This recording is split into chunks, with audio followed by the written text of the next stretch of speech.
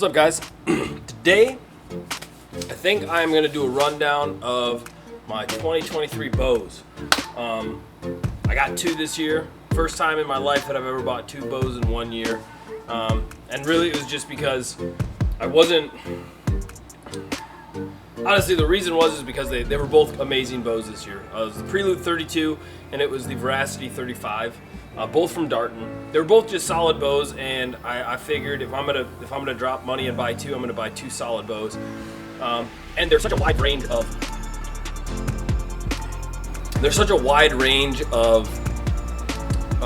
ATAs, axle to axle, and so I figured the benefits of this is I do a lot of spot and stock hunting, and I also do a lot of ground blind tree stand hunting, and so I figured I like that kind of 33-inch axle to axle. That's kind of my preference.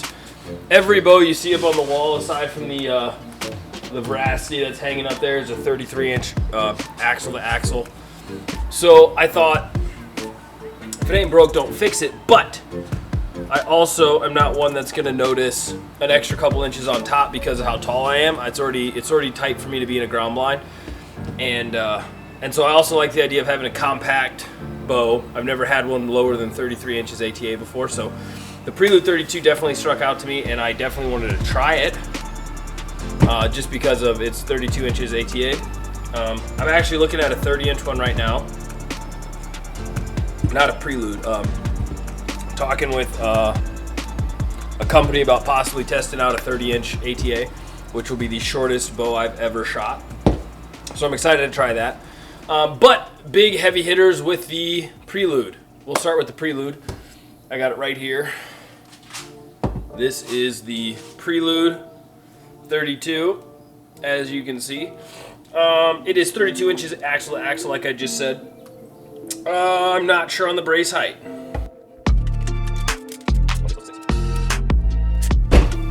Brace height is under 6. I want to say it's 5 3/4 or 6-inch brace height. I'm not sure. I don't remember quite. But either ways, it's a pretty forgiving bow. I have it set at 70 pounds. I think it's just at 69.5 pounds right now. As you can see, I am running the bow hitch as always. I have my old HHA 3-pin, my custom 3-pin slider, side tape out to 100 yards. Pretty consistent with that. Loving it so far. And then up front I have a 10-inch Conquest stabilizer, Bow Hunter Series 500. Conquest has been great for me. Control Freak brand, or series, not Bow Hunter Series. Control Freak series. And then I have an 8-inch on the back. The reason I only went with a 10-inch, one, because this is meant to be a compact bow. This is my tree stand ground blind hunting. I'm not going to be shooting out to distance as much, I don't think. My tree stands I pretty much have maybe 50 yards to shoot from, and then ground blinds probably about the same, so I'm not too worried about stabilization out there. But the reason I went with a shorter bow also is this is where I have it mounted to. This is the stabilizer hole.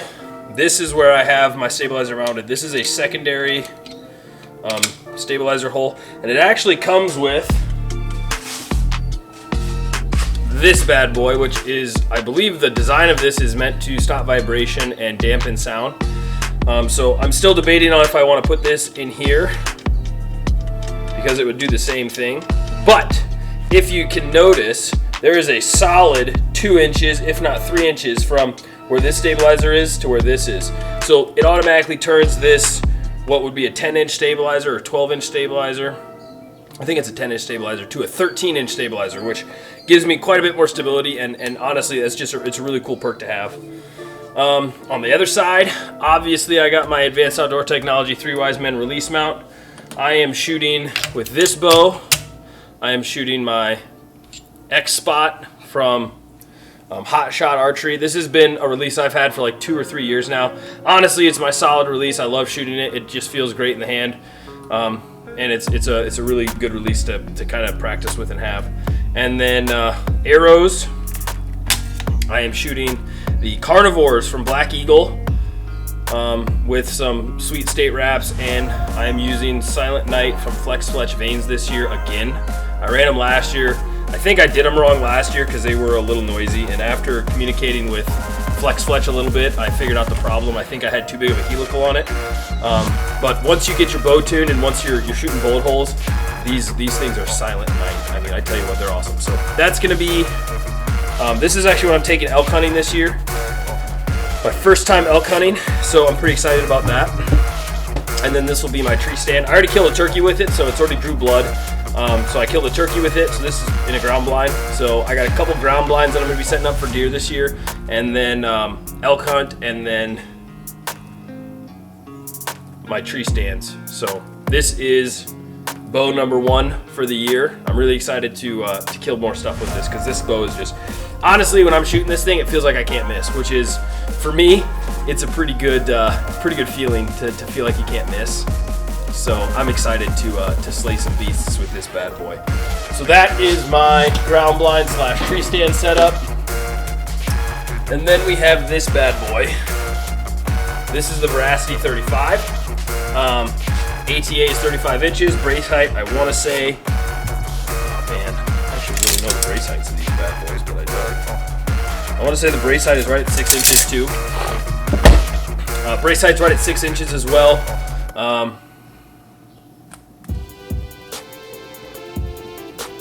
Yeah, brace height 6 inches. This year I have the HHA Tetra Rise.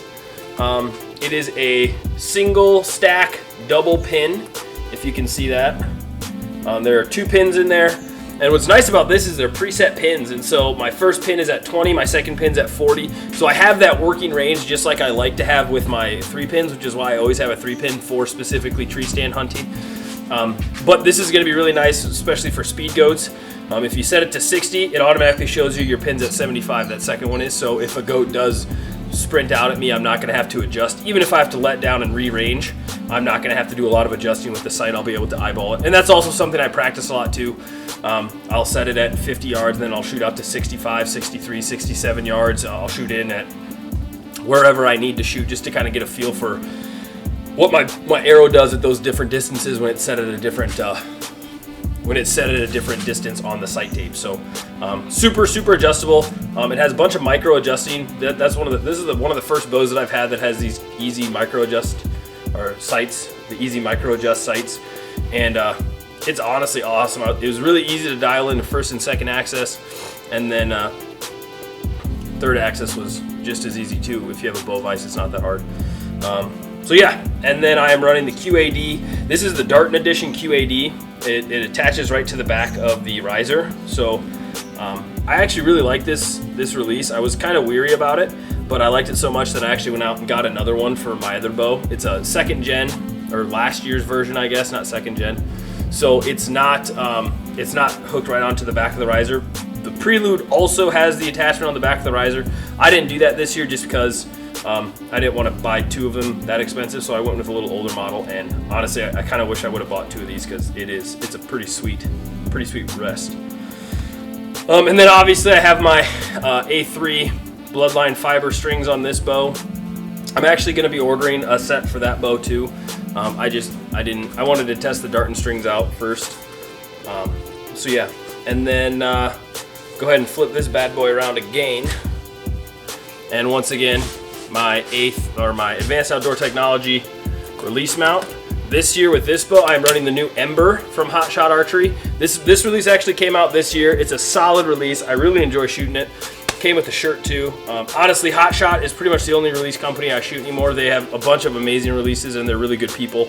If you have an opportunity to go check them out, do it, because they are top line customer service. Oftentimes I'll message Robin and be like, hey man, there's an issue with this and this, what do you think? And he'll say, try this, do this. If that doesn't work, I can send them in. He'll take them apart, clean them all, do everything he needs to do, and then they'll send them back to me within like 2 weeks. So really spot on customer service. If that's a big thing for you like it is for me, Hot Shot is definitely a company to check out. Arrows this year, I am running on this bow. I am running the Renegades from Black Eagle with the Silent Night vanes as well, and some sweet state wraps. So yeah, this bow. Oh, and then I also have the Control Freak stabilizers. And this one, it was kind of my experiment. I wanted to see if it made a big difference to me or not. I did the 10 degree down offset quick disconnect. and then I did a 15-inch front bar, which I actually love, and then I did an 8-inch back bar, which I actually love a lot, and then I also did the Conquest Archery back mount with both quick disconnects on those as well. So one cool thing that I actually like, and I'm not sure if other companies do this too, but Conquest sends you quick disconnects on the back bar mount. So I know I got one a back bar mount that didn't have a quick disconnect, so you have to sit there and screw the whole thing in.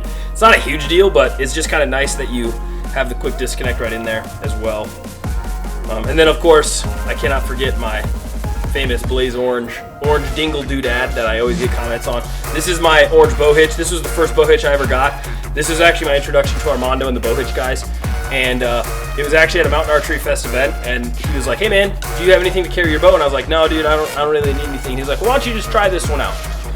So he helped me take my quiver off, and we put it on real quick, just right there on the mountain. And he was like, "Just test it out. If you like it, come back down and we'll talk. If you don't, no big deal. You can take it off, and we'll just keep demoing it." And I said, "Okay, cool." So I took it up on the mountain. I came back from the first course, and I was like, "Bro, I would have died without this thing. I want this." And he was like, "Yeah, cool, no problem. You can have it." And I was like, "Cool. I want this one. I want the orange one." He was like, "Well, we only have one." And I was like, "I'll pay double. I don't care. I want the orange one." It mixed. I had orange strings on the bow that I was carrying it with, so I was like, "I want the orange one. I love it." And he was like, "Well, I didn't think anybody really wanted that one. The reason we put it in orange is so it would stand out if somebody was stealing it." And I said, "Well, I'll pay for it. That's fine. I want it." He said, "Okay."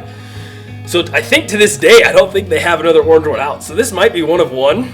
And no, you can't have it. It's mine. Armando has tried to call and see if I would give it back to him, and I won't. So sorry, Armando. You're out of luck. It's mine.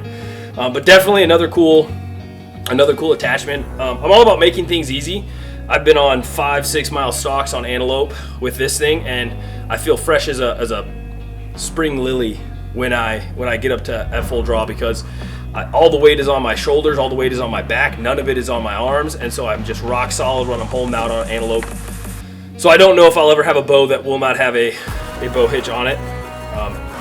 By the way, there's a link to the bow hitch and the Hot Shot and the Advanced Outdoor Technology release mount in my bio on Instagram, Facebook, YouTube, all of it. They're amazing products, and definitely worth checking out if you're looking for something like that.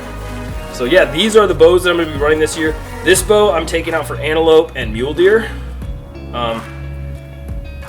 I don't know. It feels really solid at long range.